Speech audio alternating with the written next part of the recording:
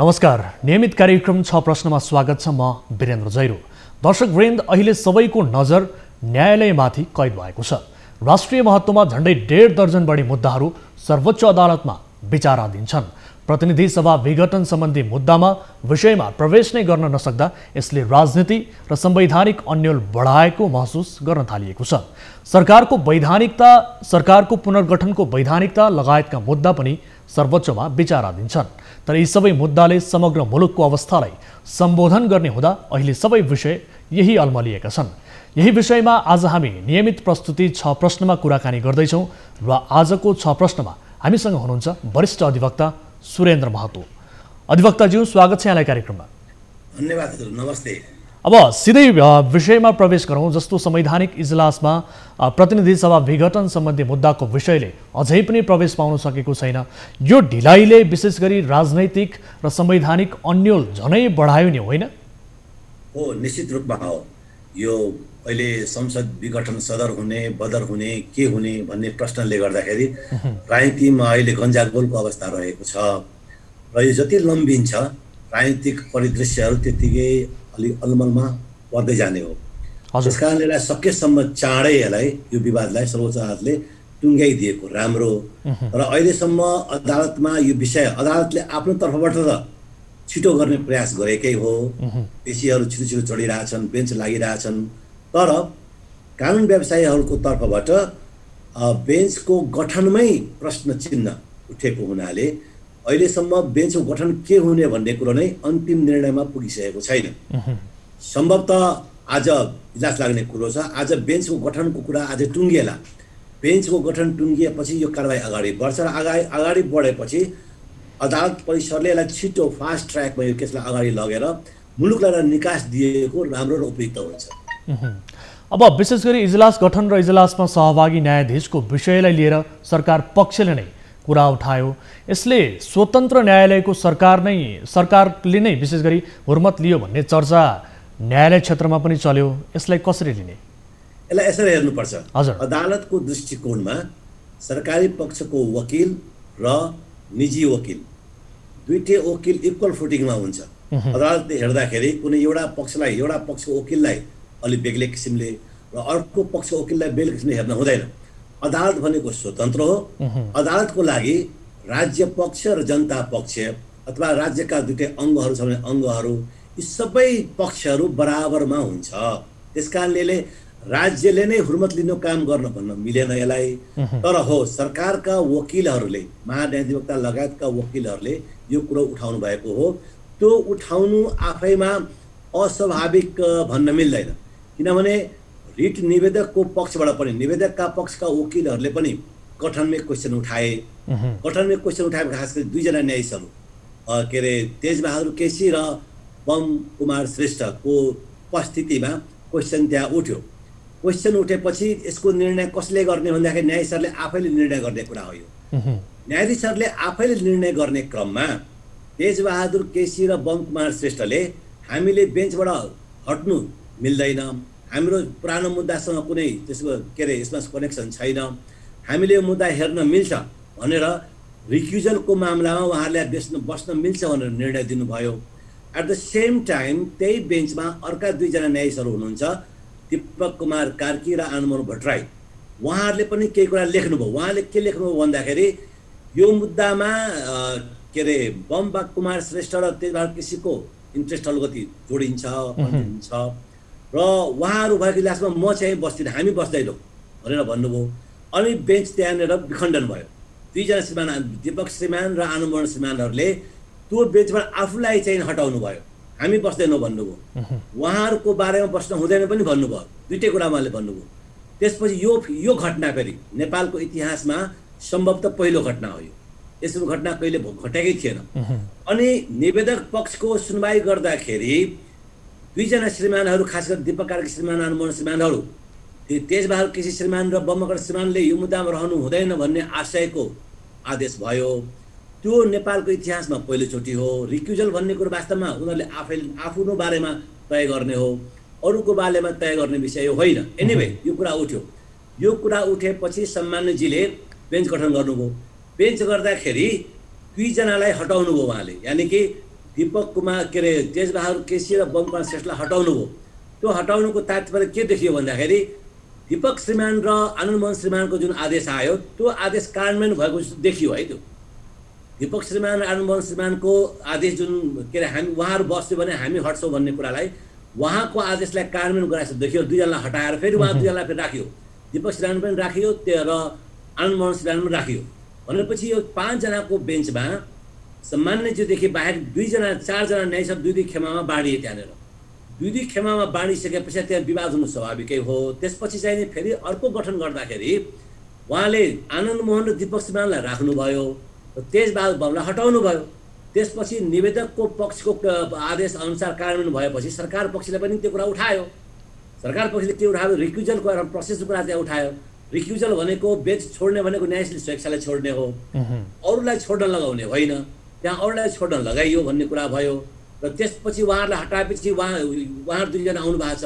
उहाँले पनि पुरानो मुद्दासँग कनेक्सन छ, यो बाइ प्रोडक्ट हो, त्यसकै असर हो भन्ने कुरा एउटा एक किसिमको आदेश दिनुभयो। त्यसमा डायलमा भयो। त्यस कारणले सरकारी पक्षले पनि त्यो कुरा उठाउनु आफैमा हुर्मत लिने कुरा त भन्न मिलेन। न्यायालय दृष्टिमा दुवै पक्ष बराबर हुनु, बराबरका पक्षहरूले आफ्नो कुरा राख्न पाउँछ। अब यसको निर्कल गर्ने अदालत स्वयंले हो र न्यायाधीशहरू स्वयंले हो। आज इजलास बस्ने कुरा छ।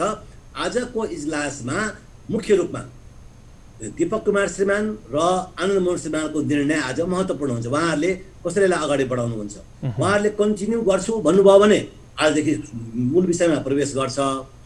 उहाँहरूले आज होइन हामीमाथि पनि क्वेसन उठ्यो। हिजो के अरे बमबहादुर र तेजबहादुर श्रीमानमाथि क्वेसन उठ्यो, उहाँहरू हट्नुपर्ने स्थिति बन्यो। हामीमाथि पनि क्वेसन उठेकोलाई हामी पनि अब रिक्युजलमा जान्छौँ, हामी पनि छोड्छौँ भन्ने दिनुभयो भने आज पनि सुनाइ हुँदैन। हजुर, अब अधिवक्ताज्यू जस्तो अब ठिक छ, उहाँहरूले हामी हेर्छौँ भन्नुभयो भने हजुर आजदेखि विषयमा प्रवेश गर्छ। अब यो सरकारी पक्षले विशेष गरी इजलासमाथि नै प्रश्न उठाएपछि अब यो सुनवाई प्रक्रिया कसरी अगाडि बढ्ने अनुमान गर्न सकिन्छ? अलिकति यसको भित्री प्रक्रिया चाहिँ कसरी अनुमान गर्न सकिन्छ, यो कसरी बढ्न सक्छ भन्ने यसबारे बताइदिनुहोस् न। हो, यो मोटामोटी मैले कुरा भने आज बेन्च लाग्छ होइन, आज मानौ बेन्च लाग्यो। आजको बेन्च लाग्ने भनेको दीपक कुमार श्रीमान के अरे सम्मान्यज्यू दीपक कुमार श्रीमान, आनन्द मोहन श्रीमान के अरे मीरा खड्का श्रीमान अनि चाहिने के ईश्वर श्रीमान, 5 जनाको आज बेन्च लाग्छ। हजुर, बेन्च लागेपछि आजको प्रारम्भिक कुरा के हुने भन्दाखेरि दीपक कुमार श्रीमान र आनन्द मोहन श्रीमान उहाँहरू 2 जनाले आज के निर्णय लिनुहुन्छ यो उहाँहरूको हातको कुरा हो। उहाँहरू 2 जनाले हामी यो बेन्च इजलासमा बस्न मिल्छ, मुद्दाको कारबाही प्रारम्भ होस् भन्नुभयो भने आज कारबाही सुरु हुन्छ, आज विषयवस्तुमा प्रवेश गर्छ।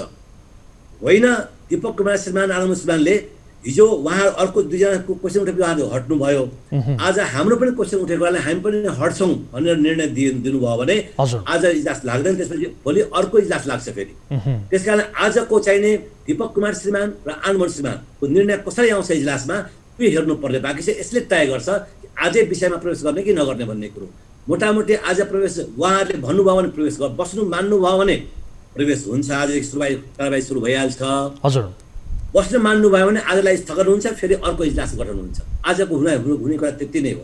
हजुर, अब अधिवक्ताज्यू जस्तो यसबाहेक अब सरकार विस्तार वैधानिक नभएको माग दावी गर्दै सर्वोच्चमा रिट दायर भएको छ। के सबै राजनीतिक घटनाक्रमहरू अदालती प्रक्रियामा जाँदा यसले कस्तो किसिमको नजिर बसाउन सक्छ, यसबारे पनि अलिकति बताइदिनुहोस् त। बहुत राम्रो कुरा गर्नुभयो। वास्तवमा यी राजनीतिक विषयहरू राजनीतिक रूपमै छिनोफानो हुनुपर्ने विषयहरू हुन्। हजुर, यहाँ त हरेक राजनीतिक विवादको छिनोफानो गर्ने ठाउँ अहिले अदालत हुन आइरहेको छ, अदालतमा प्रवेश गरिरहेछ। र अदालतमा पनि कस्तो भन्दाखेरि त्यो सरकारवालाहरू नआएर हजुर पब्लिक इन्ट्रेस्ट लिटिगेसनमा सार्वजनिक सरोकारको विषयमा आइरहेका हुन्छन्। पब्लिक सरोकारको विषयलाई यति खुला गरिएको छ कि हरेक राजनीतिक छिनोफानो राजनीतिक एक्टरका एक्टरहरू अदालत प्रवेश नगरे तापनि अरू कोही पनि नागरिकहरू प्रवेश गरिरहेको अवस्था छ। यसले गर्दाखेरि अहिले सारा राजनीतिको विवादको छिनोफानो गर्न अदालत हुन गइरहेको छ। यसै यो के अरे सरकार गठन र के अरे नयाँ पुनर्गठनको बारेमा पनि अदालतमा मुद्दा परेकै छ। हिजो कारण देखाउ आदेश जारी भएको छ। यसरी हेर्दाखेरि एक किसिमलाई चाहिने राम्रो पनि मान्न सकिन्छ, एक किसिम नराम्रो पनि मान्न सकिन्छ। राम्रो यस मायनेमा कि अदालतमा मुद्दा परिसकेपछि अदालतले व्याख्या गर्दै जान्छ र व्याख्या गर्दै गएपछि भोलिको दिनमा भविष्यमा कन्फ्युजनहरू निर्क्युल हुँदै जान्छ ताकि भोलि यस्तै घटना घट्यो भने अदालतले व्याख्या गरिदिसके पछाडि त्यही ट्र्याकमा हिँड्छ। त्यसैले नयाँ संविधान आएको हुनाले नयाँ नयाँ ट्र्याक बनाउने मामलामालाई हामीले पोजिटिभली हेर्नुपर्छ, सकारात्मक हेर्नुपर्ने हुन्छ। नेगेटिभली हेर्दाखेरि के हुन्छ कि हरेक राजनीतिक विवादहरू चाहिँ नै यही आउने हो भने सारा विवाद गर्ने समाधान यही बनाउने हो भने राजनीतिक क्षेत्रहरूमा आफैले विवाद समाधान कसरी गर्ने त? केही कुराहरू उहाँले आफैले तय गर्नुपर्ने कुराहरू पनि हुनुपर्छ भन्ने खालको लाइन कुरा हुनसक्छ। र अदालत हरेक मुद्दामा मुछिँदै गयो भने अदालतलाई पनि मान्छेले प्रश्न चिन्हहरू उठाउन थालेका छन्। अहिले को न्यायाधीश कुन ब्याकग्राउन्डको, को न्यायाधीश कुन ब्याकग्राउन्डको भन्ने कुरा चर्चा हुन थालेका छन्। हालाकि यी कुराहरू चाहिँ नै न्यायाधीशहरूले फैसला गर्दाखेरि रेसियो जुन तर्कहरू जुन आउँछ फैसलाका आधारहरू ती चाहिँ महत्त्वपूर्ण हुने हुन्। तर एकछिन हेर्दाखेरि यसलाई सबै छिनोफानो हुँदै जाने र ट्र्याक बन्ने क्रममा हेर्ने हो भने यसलाई पोजिटिभली नै हामीले हेर्नुपर्ने हुन्छ। हजुर, यहाँसँग थप प्रसङ्ग केही बेरमा जोड्ने नै छौँ। दर्शकबिन, आज हामीसँग हुनुहुन्छ वरिष्ठ अधिवक्ता सुरेन्द्र महतो। उहाँसँग हामी विशेष गरी संवैधानिक इजलासमा प्रतिनिधि सभा विघटन सम्बन्धी मुद्दाको विषयले प्रवेश नै पाउन सकेको छैन र सँगसँगै पछिल्लो राजनीतिक घटनाक्रमहरू सबै अदालती प्रक्रियामा जाँदा यसले कस्तो किसिमको नजिर बस्न सक्छ यी यावत विषयमा केन्द्रित रहेर कुराकानी गरिरहेका छौँ। उहाँसँगको थप प्रसङ्ग जोड्ने नै छौँ केही बेरको ब्रेक पश्चात।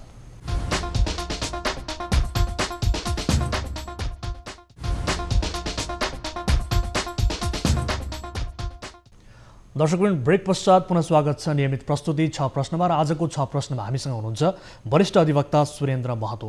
अधिवक्ताज्यू, पुनः स्वागत छ यहाँलाई कार्यक्रममा। धन्यवाद हजुर। अब विशेष गरी कानुन निर्माण र कार्यान्वयन गराउने व्यवस्थापिकाको हरेक निर्णय न्यायपालिकासम्म पुग्दा यसले राजनैतिक प्रक्रियामा भने कस्तो असर गर्छ? गतिरोध त्यसले उत्पन्न गर्छ। हजुर, गतिरोध उत्पन्नले गर्छ। तर यसको साथसाथै निकास पनि दिँदै जान्छ, किनभने संविधानको व्याख्या गर्ने अधिकार सबैको छ।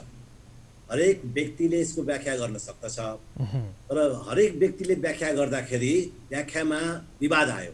हजुर, कसैले यसको व्याख्या यो हो, कसैले यसको व्याख्या यो भन्दै गयो भने आधिकारिक व्याख्या मानिने भनेको अदालतको व्याख्या हो, सर्वोच्चको अन्तिम व्याख्या हुन्छ। त्यसकारणले यो राजनीतिक विवाद जति पनि भइरहेछ यो संविधान र कानुनको व्याख्यामै बढी भइरहेछ। र व्याख्यात्मक कानुन र संविधानको व्याख्या र प्रयोगको कुरामा उत्पन्न भएपछि त्यसलाई अदालतमा आएपछि नि त्यसो व्याख्या गरिदिए पछाडि एक किसिमको संविधानको स्पष्टता जुन हुन्छ नि त्यो हुँदै जाने हो। त्यो राम्रो कुरा हो। यदि कुनै एम्बिग्युटी छ, असमञ्जसको अवस्था छ भने त्यो बाटो निर्क्युल गर्दै खुलाउँदै जानु भनेको त्यो एक किसिमको त्यसलाई पोजिटिभ रूपमा नै हेर्नुपर्ने हुन्छ। तर सकेसम्म हजुर, कि यो संविधानका निर्माताहरू स्वयं अहिले जीवित हुनुहुन्छ र अहिलेको पार्लियामेन्टमा, संसदमा संविधान निर्माताहरू नै अधिकांश मात्रामा हुनुहुन्छ। उहाँहरूलाई थाहा छ यो संविधान कुन मर्ममा, कुन भावनामा कसरी बनेको थियो भन्ने कुरा। त्यसकारणले उहाँहरूको पालनामा नेताहरूले आफ्नो ध्यान दिनु पर्यो। यो विवादको कारण मूलतः भन्ने हो भने राजनेताहरूको आफ्नो महत्त्वाकांक्षाको कारणले बढी विवाद उत्पन्न हुने हो। अहिले बढी भइरहेको हो। यो मान्छेमा, राजनीतिक कर्मीहरूमा धैर्य छैन। राजनीतिक कर्मीहरूमा महत्त्वाकांक्षा धेरै छ र एउटा आवधिक कुरा पनि पर्खिन चाहँदैनन्। सत्ताभन्दा बाहिर कोही रहन चाहँदैनन्। हरेक व्यक्ति आफ्नो छिटोभन्दा छिटो सरकारमा कसरी जाने, मन्त्री पदमा कसरी जाने र आफू प्रभावकारी कसरी हुने, आफूले भन्या जस्तो तरिकाले मुलुक कसरी सञ्चालन हुने, आफूले भन्या जस्तै सरकार गठन हुनुपर्ने, आफूले भन्या जस्तै मुलुक चलिदिनु पर्ने भन्ने आकांक्षा र महत्त्वका, चाहे त्यो एउटा दलभित्रको कुरा होस् या दलभित्रका कुरा होस्, यो अधैर्यताको कारणले गर्दाखेरि र राजनीतिक कर्मीहरूको महत्त्वाकांक्षाको कारणले गर्दाखेरि सारा विवादको जड भनेकै राजनीतिमा सक्रिय राजनेता कहलाउनेहरूकै महत्त्वाकांक्षाको उपज हो यो र उहाँको अधैर्यताको उपज हो। उहाँहरूले धैर्य धारण गरेर अगाडि बढ्ने हो भने, सिस्टम अगाडि बढ्ने हो भने त समस्या त्यति आउँदैन। तर सिस्टम मान्न कोही तयार छैनन्। सिस्टमको व्याख्या आफ्नो अनुकूल गर्छन् सबैले। संविधानको व्याख्या पनि आफ्नो अनुकूल, आफूलाई जे लाभ, जे व्याख्या गर्दा लाभ हुन्छ त्यसलाई त्यसरी व्याख्या गर्ने। आफूलाई अहित हुने खालको छ भने त्यो व्याख्या नगर्ने। भने आफूलाई केन्द्रबिन्दुमा राखेर, नेताहरूले आफूलाई केन्द्रबिन्दुमा राखेर र पावरमा आफूलाई स्थापित गराउनलाई, आफ्नो महत्त्वाकांक्षा पावरमा स्थापित हुनका लागि संविधानको उटपटाङ व्याख्याहरू र प्रयोगहरू भएकै हुनाले यो अवस्था सृजना भएको। यसको मूल दोष संविधानमा छैन। यसको मूल दोषी राजनीतिमा सक्रिय राजनेताहरू नै हुन्, दलका नेताहरू नै हुन्, सांसदहरू नै हुन्, मन्त्रीहरू नै हुन्। यसका अरू जनता यसमा कुनै दोष छैन। जनता निर्दोष छन्। हजुर, जनतालाई जबरजस्ती थोपर्ने काम, समस्याहरू थोपर्ने काम चाहिँ नि राजनीतिक कर्मीहरूले गरिरहेका छन्। उहाँहरूमा सुधार हुनु जरुरी छ। हिजो अस्ति 47 संविधानमा पनि के अरे सुधार भएन। उहाँहरूको चरित्रले गर्दाखेरि 47 संविधान जानुपर्ने अवस्था आयो, जनयुद्ध आयो, फेरि पटक पटक पहिलो संविधानमा बोल्यो। तर राजनेताहरूको व्यवहारमा, सोचाइमा कुनै किसिमको परिवर्तन देखिएको छैन। यो कसरी सुधार होला भन्ने कुराहरू हो, बहुत चिन्ताको विषय हो। यो चिन्ताको विषय राजनेताको क्रियाकलापहरू हुन् र उनीहरू जबसम्म सुध्रिएनन् तबसम्म यसरी चलिरहन्छ। यसको अर्थ के सिस्टम खराब होइन, सिस्टम असाध्यै राम्रो हो। यी व्यक्तिहरू, खराब व्यक्तिहरू जुन देखिन्छन्, महत्त्वाकांक्षी व्यक्तिहरू जुन देश सफल भइरहेछ, त्यो निर्वाचनको प्रक्रियाबाट लोकतन्त्र स्थापित भइरह्यो भने बिस्तारै बिस्तारै फिल्टर हुँदै जान्छ र राम्रा राम्रा व्यक्तिहरूको उदय हुने प्रोसेसमै हो। तर यो प्रोसेस चाहिँ अवरुद्ध हुनु हुँदैन। प्रोसेसलाई हामीले बचाएर राख्नुपर्छ, लोकतन्त्रलाई हामीले बचाएर राख्नुपर्छ। लोकतन्त्र जीवित रह्यो भने यी समस्याहरू क्षणिक समस्या हुन्। एउटा कालखण्डमा आउँछ, हिजोको कालखण्डमा पनि थियो, आजको कालखण्डमा पनि रहला। र भविष्य राम्रो होस् भने भविष्य राम्रो हुन्छ कि हिजोभन्दा आज राम्रो छ र आजभन्दा भोलि निश्चित रूपमा राम्रो हुन्छ। आजको वर्तमान खराब छ भन्दैमा भोलि नराम्रो हुने भन्ने कुरा हुँदैन, किन आजको वर्तमान पनि हिजोभन्दा त राम्रो छ। त्यसकारण हामी आशा गरौँ प्रोसेस प्रक्रिया हाम्रो लोकतन्त्र कायम राख्नुपर्छ, लोकतन्त्र अक्षुण्ण रहनुपर्छ। त्यसमा कुनै किसिमको आँच आउन दिनु हुँदैन। सम्पूर्ण नेपाली जनताले एकजुट मिलेर र यो प्रोसेसमा सुधार हुँदै जान्छ। हामी आशावादी छौँ, सुधार हुन्छ भन्ने मलाई चाहिँ विश्वास छ। अब जस्तो अहिलेको अवस्थामा उदाहरणका लागि प्रतिनिधि सभा विघटन होस् वा राष्ट्रको नेतृत्व लिने राजनैतिक दलको मुद्दा नै किन नहोस्, यी सबै न्यायालयसम्म पुग्दा कि अब न्यायपालिकाको भूमिका नै सर्वोपरि भएको हो भन्न सक्ने अवस्था छ त? हो, धेरै राम्रो प्रश्न तपाईँले गर्नुभयो। यो के भन्दाखेरि हामी कहाँ लिखित संविधान छ होइन। अब बेलायतमा पहिले के हुन्थ्यो भन्दाखेरि पार्लियामेन्ट्री डेमोक्रेसीमा पटक पटक त्यहाँनिर चुनाव हुन्थ्यो, निर्वाचन हुन्थ्यो। 2 वर्षमा, एक वर्षमा पनि निर्वाचन भएको, 5 वर्षमा 2 इलेक्सन भएको पर्याप्त उदाहरणहरू, इतिहासहरू त्यहाँ छ। तर त्यहाँ कहिले पनि अदालतमा मुद्दा गएन। अदालतमा मुद्दा कहिले पनि गएन। हिन्दुस्तानमा पनि पटक पटक चाहिने के अरे संसद विघटन भएको हो, संसद विघटनको मुद्दाहरू अदालतमा गएको छैन। हामी कहाँ झन्डै हरेक विघटन, चाहे त्यो 47 संविधान अन्तर्गतको 2टा विघटन, 3टा विघटन र त्यसपछि अहिलेको नयाँ संविधानको 2टा विघटन, यो 5वटै सुरुवात थापाको चाहिने विघटनमा पनि राजसल्लाह भएकै थियो। भनेपछि सारा विघटन अदालतमा आएको छ। यसको अर्थ के भन्दाखेरि राजनेताहरूले संविधानको प्रयोगमा निर्वाचनमा जान अलिकति हिचकिचाएको जस्तो पनि देखिन्छ। किनभने लोकतन्त्रमा सबैभन्दा शक्तिशाली निकाय भनेको र अन्तिम न्याय र अन्तिम फैसला गर्ने राजनीतिक विवाद, खास गरी राजनीतिक विवादको अन्तिम निराकरण गर्ने निकाय भनेको आम जनता नै हो, त्यो भनेको निर्वाचन नै हो। तर के भन्दाखेरि विघटन कुन अवस्थामा कसरी भयो भन्ने कुरामा राजनेताहरू यता सबै पोलिटिकल पार्टीहरूले निर्वाचनलाई सहर्ष स्वीकार गरेर हामी जनतामै जान्छौँ, जनतामा आफ्नो कुरा भन्छौँ र जनताले दिएको आदेशअनुसार फेरि अगाडि बढ्छौँ भन्ने अभिप्रायले अगाडि बढ्ने हो भने समस्या आएन। र उहाँहरूमा रिलेक्टेन्सी के देखिन्छ, जनतामा जानुभन्दा अगाडि एकपटक अदालतमा गएर मौका हानिहाल्ने हो कि मौका प्रयोग गरिहाल्ने हो कि यसमा हाम्रो फर्म आइहाल्छ कि भन्ने हो। त्यो कहिलेकाहीँ हुने पनि गरेको छ। विगतमा पनि एकचोटि संसद पुनर्स्थापना भएको थियो 51 सालको विघटन, खास गरी 52 सालको अधिकारीजीको विघटन चाहिँ बदर भएको थियो। अहिले पनि केपी ओलीजीको पहिलो विघटन बदर भएकै हो। त्यस कारणले जनतामा जानु सट्टा पहिले अदालतमा हेरिहालौँ। अदालतमा निर्कुल भएपछि अनि त्यो अदालतबाट एक खालको आदेश आएपछि पुनर्स्थापना भयो भने फेरि हामी त्यही झै झगडा गरौँला, संसदभित्र झै झगडा गरौँला। पुनर्स्थापना भएन भने जनता भन्न जाउँला। भनेपछि दुईटा अप्सन छ नि, दुईटै अप्सनको अधिकतम प्रयोग गर्ने हुनाले उहाँहरू चाहिँ यहाँ आउनुभएको। नभए जनतामा जाने भनेको त उच्च लोकतन्त्रको चाहिने उच्चतम प्रयोग हो। त्यो त्यही पनि यदि संविधानको घोर उल्लङ्घन भएको छ भने रुल अफ लको दृष्टिकोणले, विधिको शासनको दृष्टिकोणले के हो त भन्नेको टेस्ट अदालतले गर्ने हो। जनताको के अरे नेताहरूको एजेन्डाको निर्क्योल गर्छ जनताले। संविधानमा भएको व्याख्याको निर्क्योल जुन हुन्छ त्यसको फैसला गर्छ अदालतले। त्यसकारण दुईटा अप्सनमा उहाँहरूले दुईटै अप्सन प्रयोग गर्नु। जस्तै अहिले भनौँ न, अहिले खास गरी जितमा जाने मुद्दा गर्ने राजनीतिक दलहरूले के भन्नुभएको छ भन्दाखेरि अदालतमा पनि हामी लडाइँ लड्ने हो, त्यहाँ पनि मुद्दा गरेर इन्साफ लिने प्रयास गर्ने हो र राजनीतिक रूपमा पनि लडाइँ लड्ने हो। अन्तको त निर्वाचन छँदैछ, राजनीतिक लडाइँ पनि सडकमा पनि लडाइँ लड्ने हो र अदालतमा दुईटै लडाइँ लड्ने हो भनेपछि हरेक उहाँहरूसँग भएको हरेक अप्सन उहाँले प्रयोग गर्दै हुनुहुन्छ।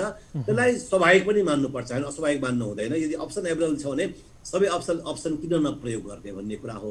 त्यस कारणले यसको व्याख्याको लागि जुन छ विघटनको व्याख्या, अहिले जुन प्रश्न विवाद उठेको छ, राष्ट्रपतिको जुन के अरे कदम छ, राष्ट्रपतिको जुन निर्णय छ, त्यो निर्णयको जुडिसियल रिभ्यू अहिले आएको छ र हिजो राष्ट्रपति विद्यादेवी भण्डारीज्यूले जुन निर्णय गर्नुभएको छ त्यो ठिक हो कि होइन भन्नेको कानुनसम्मत संविधानसम्मत छ कि छैन भन्ने विवाद निर्क्योल चाहिने संविधानको दृष्टिकोणले, कानुनको दृष्टिकोणले अदालतले निर्क्योल गर्छ।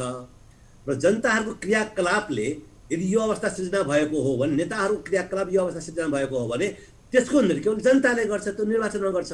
त्यसैले दुईटै अवस्थाको प्रयोग हुनु आफैमा त्यसलाई स्वाभाविक रूपले हामी मान्नुपर्छ। यस कुराहरूलाई हामीले अस्वाभाविक रूपमा लिन हुँदैन र नयाँ संविधान अहिले प्रयोगको क्रममा छ, विकास क्रममा छ। बिस्तारै इभोल्युसन प्रोसेसमा हाम्रो सिस्टम, कन्स्टिट्युसनल सिस्टम, पोलिटिकल सिस्टमहरू परिमार्जित हुँदै जाने भएको हुनाले हामीले पनि धेरै धारण गर्नु जरुरी छ।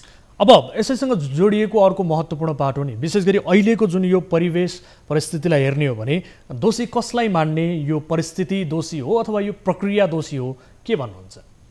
मूल रूपमा परिस्थिति दोषी हो हजुर। परिस्थिति मूल रूपमा दोषी र परिस्थिति निर्माण गरेका नेताहरूले नै हो। खास गरी अहिलेको प्रतिनिधि सभामा रहनुहुने जुन पार्लियामेन्टेरियनहरू छन् उहाँहरूको आफ्नै कमी, अघि नै उहाँको आफ्नै कमी कमजोरी र उहाँहरूको आफ्नो महत्त्वाकांक्षा।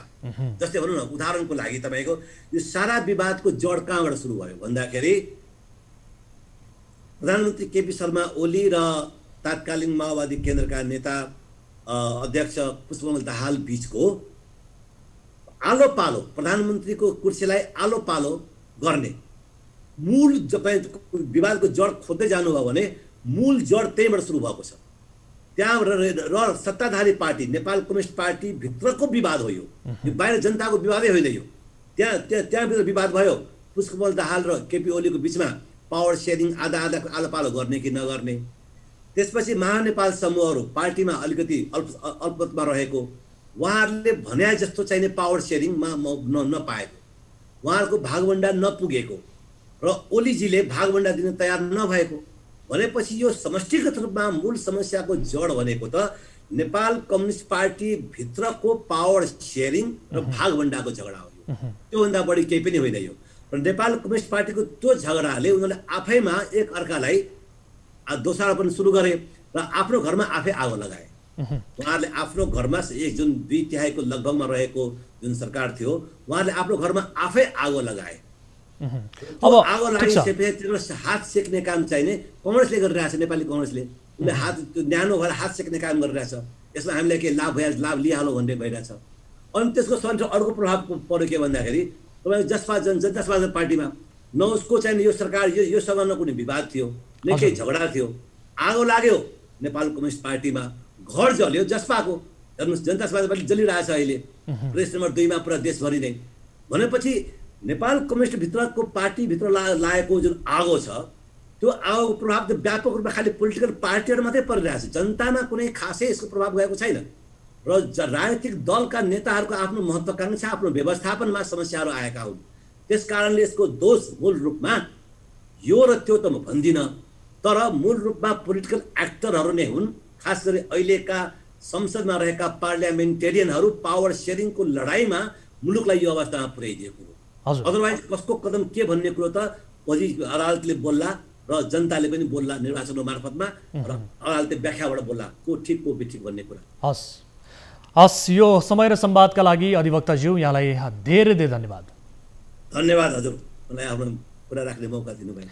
दर्शकबिन हुनुहुन्थ्यो आजको 6 प्रश्नमा हामीसँग कुराकानी गर्दै वरिष्ठ अधिवक्ता सुरेन्द्र महतो। उहाँसँग हामीले विशेष गरी पछिल्लो समय अहिले सबैको नजर न्यायालयमाथि केन्द्रित भएको अवस्था छ र यो अवस्थामा संवैधानिक इजलासमा प्रतिनिधि सभा विघटन सम्बन्धीको मुद्दाले विषयमा प्रवेश पाउन सकेको छैन र सँगसँगै पछिल्लो अब राजनीतिक घटनाक्रमहरू जति पनि छन् ती घटनाक्रमहरू अदालती प्रक्रियामा जाँदा यसले कस्तो किसिमको नजिर बस्दैछ यावत विषयमा केन्द्रित रहेर आजको 6 प्रश्नमा कुराकानी गऱ्यौँ र यो कुराकानी सँगसँगै आजलाई कार्यक्रमको निर्धारित समय सकिएको छ। हामी निरन्तर न्युजमा छौँ। नमस्ते।